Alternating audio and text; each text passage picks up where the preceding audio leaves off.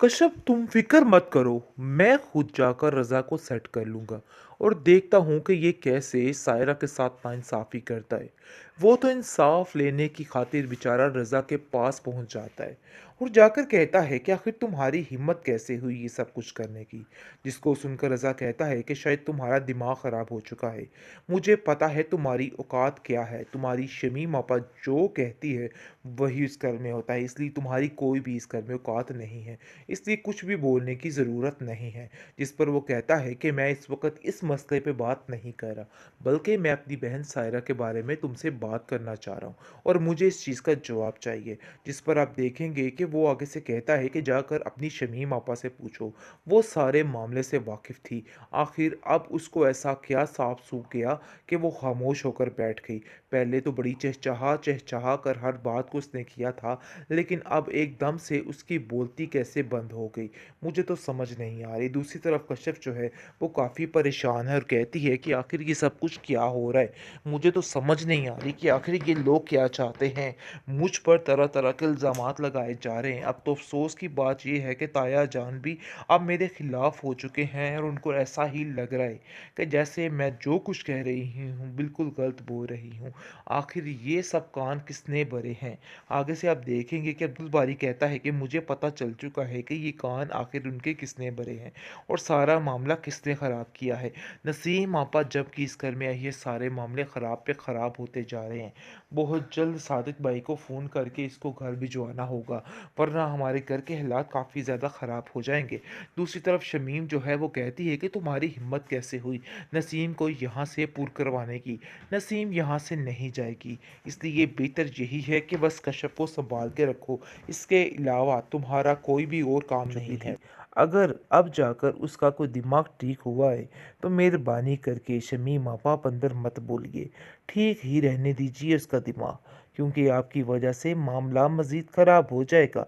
जिसको सुनकर आप देखेंगे कि वो कहती है कि तुम हमारे मामलात में ना ही बोलो तो अच्छा है, इसलिए बेहतर यही है खामोशी इख्तियार रखो। लेकिन दूसरी तरफ ज़ुलेखा जो है वो सायरा को कॉल करती है और कहती है कि तुम्हारे बाबा तुम्हारी वजह से काफ़ी ज़्यादा परेशान है। मुझे तो ऐसा लगता है कि कहीं कुछ ऐसी बात ज़रूर है जो कुछ तुम हमसे छुपा रही हो। इन लोगों ने मिलकर जो रिश्ता करवाया था, अब वो इस बात पर बहुत ज़्यादा पछता रहे हैं। जिस पर सायरा कहती है कि अब तो पछताने का कोई फ़ायदा नहीं, जो होना था सो हो गया, इसलिए मज़ीद परेशान होने की कोई भी ज़रूरत नहीं है। अब इन सब चीज़ों को मैं हैंडल कर लूँगी। और वैसे भी ताया जान और शमीम आपा ने जो फ़ैसला किया था उन पर तो बाबा बिल्कुल नहीं बोल सकते थे, इसलिए अब इन बातों को लेकर कुढ़ने का तो बिल्कुल ही कोई फ़ायदा नहीं है। यानी कि वो अच्छे तरीके से जान चुकी है कि इन लोगों की वजह से जो फ़ैसला किया गया था वो सरासर गलत था, लेकिन बेचारी कुछ नहीं बोल पा रही और खामोशी से हर चीज़ को देख रही है, क्योंकि वो जानती है कि उसके खामोश रहने से ही सब कुछ होगा। लेकिन वो अब इस बात के लिए आगे आगे हो रही है और अपनी सास से कहती है कि देखिए आप लोग मेरे साथ जुल्म ज़्यादती नहीं कर सकते। जो करना था सो कर लिया, इसलिए मज़ीद आप लोगों की ये बातें बिल्कुल मैं नहीं सुनूंगी। बात तय है कि अब आप लोगों ने जो कुछ करना था सो कर लिया, अब मज़ीद कोई भी चालाकी नहीं चलने वाली। जिस पर आप देखेंगे कि वो कहती है कि मैं तुम्हें अपनी मर्ज़ी के साथ इस घर में लाई थी, लेकिन मुझे नहीं लगता कि मेरा फ़ैसला ठीक था।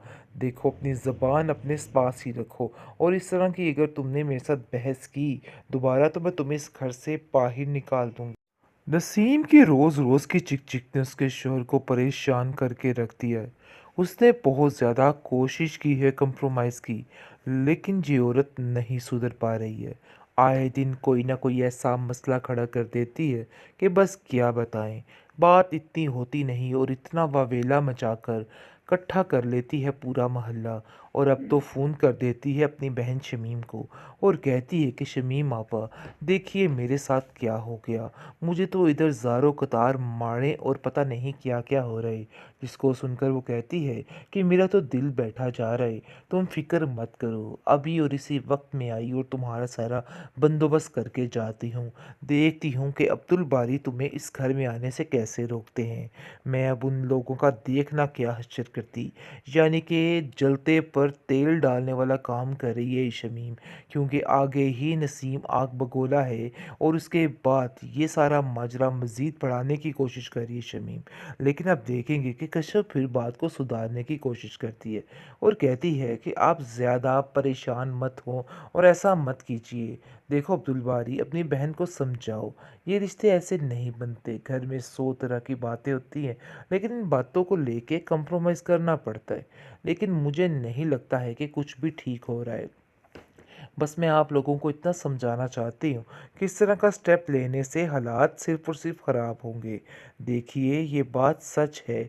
नसीम बाजी को समझाइए, जिस पर शमीम आग बगोला हो जाती है और कहती है, तुम्हारा दिमाग ख़राब हो चुका है। आखिर तुम्हें किसने इजाज़त दी कि तुम हमारे मामलात में बोलो? शमीम कहती है कि मैं भी इसी घर में रहती हूँ और मेरा पूरा पूरा हक बनता है कि मैं भी हर मामलात में बोल सकूँ। और वैसे भी मैं आपके फ़ायदे की बात करें, सुमन की तबीयत को तो आप लोग बड़े अच्छे तरीके से जानते हैं कि वो किस तरह की बीमार और ज़हनी मरीज़ा बन चुकी थी। अगर अब जाकर उसका कोई दिमाग ठीक हुआ है, तो मेहरबानी करके शमीम आप अंदर मत बोलिए। ठीक ही रहने दीजिए उसका दिमाग, क्योंकि आपकी वजह से मामला मज़ीद ख़राब हो जाएगा। जिसको सुनकर आप देखेंगे कि वो कहती है कि तुम हमारे मामलात में ना ही बोलो तो अच्छा है, इसलिए बेहतर यही है खामोशी इख्तियार रखो। लेकिन दूसरी तरफ ज़ुलेखा जो है, वो सायरा को कॉल करती है और कहती है कि तुम्हारे बाबा तुम्हारी वजह से काफ़ी ज़्यादा परेशान हैं। मुझे तो ऐसा लगता है कि कहीं कुछ ऐसी बात ज़रूर है जो कुछ तुम हमसे छुपा रही हो। इन लोगों ने मिलकर जो रिश्ता करवाया था, अब वो इस बात पर बहुत ज़्यादा पछता रहे हैं। जिस पर सायरा कहती है कि अब तो पछताने का कोई फ़ायदा नहीं, जो होना था सो हो गया, इसलिए मज़ीद परेशान होने की कोई भी ज़रूरत नहीं है। अब इन सब चीज़ों को मैं हैंडल कर लूँगी। और वैसे भी ताया जान और शमीम आपा ने जो फ़ैसला किया था, उन पर तो बाबा बिल्कुल नहीं बोल सकते थे। इसलिए अब इन बातों को लेकर कुढ़ने का तो बिल्कुल ही कोई फ़ायदा नहीं है। यानी कि वो अच्छे तरीके से जान चुकी है कि इन लोगों की वजह से जो फ़ैसला किया गया था, वो सरासर गलत था। लेकिन बेचारी कुछ नहीं बोल पा रही और खामोशी से हर चीज़ को देख रही है, क्योंकि वो जानती है कि उसके खामोश रहने से ही सब कुछ होगा। लेकिन वो अब इस बात के लिए आगे-आगे हो रही है और अपनी सास से कहती है कि देखिए, आप लोग मेरे साथ ज़ुल्म और ज़्यादती नहीं कर सकते।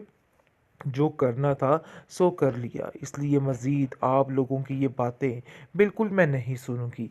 बात तय है कि अब आप लोगों ने जो कुछ करना था सो कर लिया।